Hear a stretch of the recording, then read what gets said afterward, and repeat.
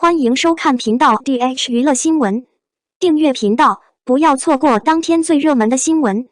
我们今天的时事通讯涵盖以下内容：这会是杨紫最后一部古偶吗？纯白的裙子，苍白的脸，浅滑一下点到即止的伤口，和我们上次赏析古偶战损妆总结的不完全套路倒是完全契合，很美很塑料。广场画风有点意外，向来爱看美女的路人这回不买账了，只关心一件事，又是古偶，杨紫明明可以演很好的剧啊！这话里有对杨紫的惋惜，还有对古偶仙侠剧的恨铁不成钢。近几年，模板化的打光墨皮滤镜、流水线的发型、纱裙剧情，早已经把大家对这类题材的热情消磨得所剩无几。如果沉香如屑真有什么过人之处还好说，很可惜，她没有。妆造平平无奇到可以丝滑融进任何一部仙侠剧，墨皮白净光滑的在水煮蛋的脸上，没有一丝人类脸上该有的沟壑，生怕给人看到任何一个毛孔。剧情：少年游侠唐周成义士和正义少女颜淡杨子氏边打怪升级，边记起了俩人前世还是战神和汉淡仙子时错过的情缘，最后他们解开误会，有情人终成眷属，一起守护了天下苍生。生生世世，狗血虐恋，拯救人间，不能说毫不相关，只能说和其他仙侠剧如出一辙，从开头就能一眼望到结尾。当然，古偶和仙侠并非一无是处，帅哥美女在异世界虐恋情深，作为一种生活的调剂永远有市场。前有《仙剑奇侠传》席卷影视圈，后有《花千骨》三生三世十里桃花再次带起风潮，这股风多大，都2022了，还有无数待播的古偶仙侠。但近2年，这类剧因为太套路，影响力大不如前。打响今年仙侠第一炮的 S+ 极大制作《镜双城》，目前看是彻底哑火。不可否认，古偶仙侠辉煌过，但它的巅峰时期已经过去了。以前大家爱看演员上天，现在更想看他们重回人间。去年到现在有水花的电视剧，不管是革命历史题材的《觉醒年代》、年代剧《山海情人世间》，还是视角题材新鲜的《对手开端》、小而美的《我在他乡挺好的爱很美味》，他们都有种古偶仙侠剧不具备的质感。这种质感不在于滤镜多精美，而是在于从里到外的真实感。这种真实是演员素面朝天，皱纹明显，内核不拘泥于情爱，借家长里短以小见大，完美无瑕，如像鲛人一般的仙男仙女，以拯救天下苍生为名爱不完，真的看麻了。沉香如屑想逆天改命难。于杨紫沉香如屑确实没有值得接的理由。刘震云在开拍吧说，他写新小说如果觉得很有把握，那这部小说一定不会写，因为大概率会是以往作品的重复。这个道理放演员身上同样成立，不然不会有那么多演员成天嚷着要演不一样的角色。也不是说一定要遍地开花，如果能把一类角色研究到极致，当然算你厉害，比如霸总专业户王耀庆。而古偶仙侠剧主角大都有着类似的单薄人设，重复性非常强，对于演员来说没办法提升演技，不具备挑战性。更何况杨紫在香蜜里已经把锦觅带到了天花板高度，颜淡能有多大可能玩出花泥？当初香蜜沉烬如霜爆火后，杨紫接的所有戏里只有一部大概率播不出的清簪行式古装，再演沉香如屑更像是一种没有意义的浪费和消耗。这些东西观众看得明白，杨紫和她粉丝自然门清，所以一开始沉香如屑找来，杨紫本人婉拒，粉丝不约。女主角是转了景甜，又转白鹿，兜转一大圈，最后还是欢瑞自家人杨紫被3个公章按头，赶鸭子上架去奶新太子了。从头至尾，杨紫都保持着沉默，只在杀青那天发了一条动态。杨紫以前每逢杀青都爱写小作文，1个月后，杨紫和欢瑞合约期满，不再续约，顿时粉丝们喜大普奔。粉丝不满欢瑞完全能理解，整整6年，欢瑞给杨紫的只有分手剧《沉香如屑》，还有扑香惨烈的《龙珠传奇》《青云志》《天机之白蛇传》，说3部自制剧，总之资源很虐。但剧拉胯归拉胯，很难说他们完全没有作用。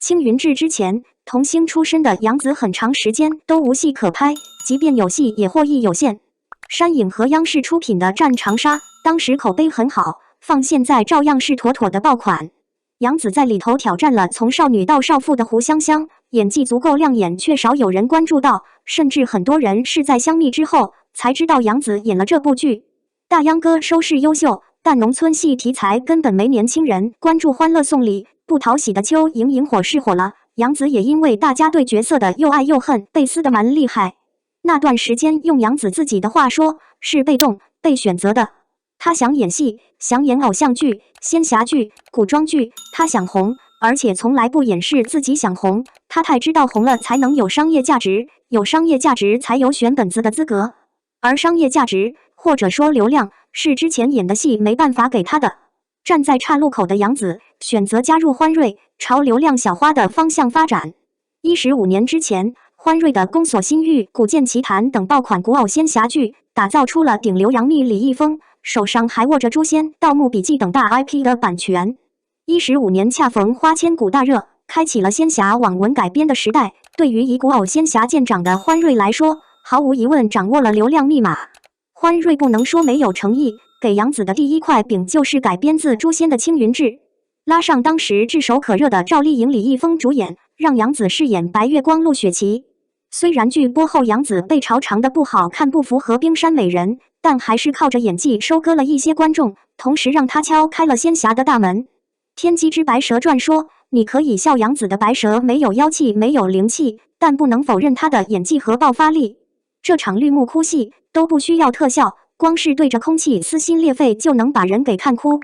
很多网友刷到这段花絮后跑去追了剧。这些口碑算不上好的剧，没有让杨紫立马晋升流量，但让她走向了年轻观众，刷新了大家对她的小雪滤镜，证明了她演仙侠剧的可能性。一个不知道算是冷知识还是温知识的知识，香蜜的总导演和青云志是同一个。当初杨紫进欢瑞演仙侠，说她不爱惜羽毛的声音很多，而如果没有走这一步，就像杨紫自己所说，她或许已经消失在娱乐圈。迫于压力接下沉香如屑，或许也有还欢瑞人情的意思在，从此体面分手，各走各的道。3. 香蜜之后，亲爱的、热爱的让杨紫再火了一把，1月成为头部流量小花。流量这条路杨紫是走通了的。她拍女心理师余生，请多指教，搭档的都是当红流量小生，一部播出的时候讨论度够大，另一部被压着没播，但期待值很高。这期间杨紫不是没尝试其他角色，烈火英雄她是防火监督员王璐，跟张家辉合作的电影《沉默的证人》里，她是实习法医乔琳；去年年底杀青的电影《猎毒》，她是演卧底潜入贩毒集团的女缉毒警。播了的不说毫无水花，但反响都很一般，只能说时也运也。古偶仙侠跌下神坛，正剧当道，现在的小花小生都想搭上正午阳光的车。杨紫几年前就已经享受到了这种待遇，可惜的是，杨紫走青衣路子的时候，正剧没在年轻群体里成为主流。等她在流量里摸爬滚打，站上金字塔顶端，主流又是另一番景象。如今要想重回越发拥挤的正剧市场不容易，从一条道走到另一条道，牵扯的因素太多，公司的资源、过往作品累积的人脉、正剧对流量演员的考量，从前所有力气都往流量上使，打响了这个招牌，找上门来的自然也都是流量作品。此时换道无异于另起一座高楼，这种事不是一朝一夕能成的。当年和杨紫一起拍了《青云志》，吃到流量红利的李易峰，早从《青云志2》后就一直在尝试转型。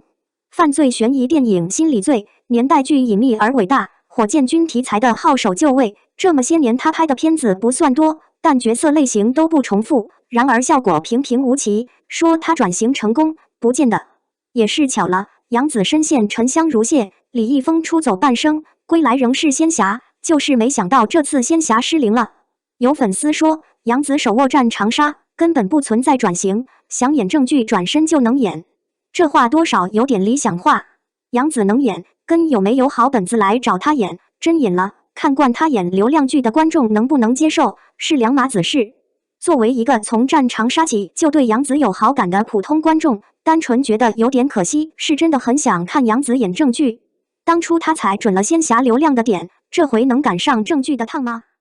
我们的新闻部分文此结束，欢迎把你们的想法留在评论区，大家一起讨论一下。